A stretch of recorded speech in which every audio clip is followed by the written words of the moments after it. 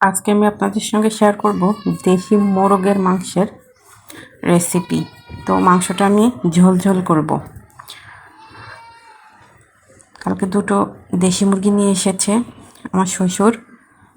তো মাংসগুলোকে সুন্দর করে কেটে ধুয়ে সেগুলোকে যে মশলার ভিতরে দিয়ে কষিয়ে নিচ্ছি।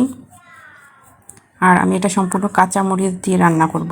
আমাদের বাসার সবাই দেশি মোরগ বলেন, মুরগি বলেন, এগুলা কাঁচা মরিচ দিয়েই ঝোল খেতে চায়। তো মাংসটা কষাতে কষাতে আমি এর ভিতরে কষানোর সময় একটু গরম মশলা অ্যাড করে নিলাম। মাংস কষানোর সময় আমি একবার অল্প করে গরম মশলা দিয়ে দিই। তো এতে করে মাংসের ভিতরে মশলাটা সুন্দর করে ঢুকে যায়।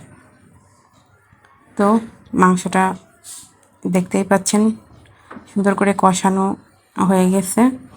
এখন আমি এর ভেতরে গরম পানি অ্যাড করব। এদিকে পানি একপাশে গরম করে নিচ্ছি। এখন সেই পানি অ্যাড করার আগে এতে একটু আলু দিচ্ছি। আমাদের বাসায় ছোটো বাবু রয়েছে, ওরা আবার মাংসের সঙ্গে আলু খেতে পছন্দ করে। তো এখন গরম পানি অ্যাড করে দিলাম। এখন হাই হিটে আমি এটাকে জাল করব। আর কলিজা কষানোর সময় দেয়নি, কারণ কষানোর সময় কলিজা দিলে কলিজা গলে তরকারি নষ্ট হয়ে যায়।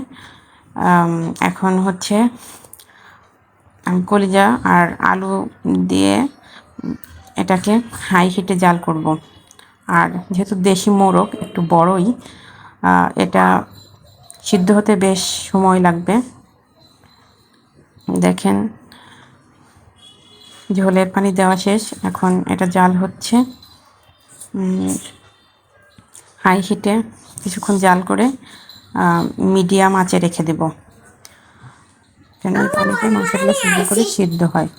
এখন মোরগটা এখন প্রায় মোটামুটি অর্ধেক সিদ্ধ হয়ে গেছে। তো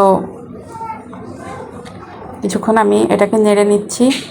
আর যেহেতু দেশি মোরগ, তাই এটার চামড়া খেতে বাসার সবাই খুবই পছন্দ করে, সে চামড়াও আমি এর ভেতরে দিয়ে দিচ্ছি। এখন আমি একটু গরম মশলা দিয়ে দিলাম।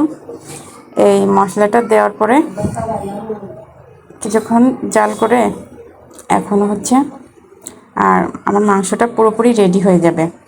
আর যেহেতু এটা রুটি দিয়ে খাবে, চালের রুটি দিয়ে, তো সেই জন্য মাংসটা একটু ঝোলঝোলই রাখবো। দেখেন আমার দেশি মোরগের মাংস রান্না একদম রেডি। আপনারা এইভাবে কাঁচামরিচ দিয়ে রান্না করে খেয়ে দেখতে পারেন। এটা কিন্তু অন্যরকম একটা টেস্ট হয়।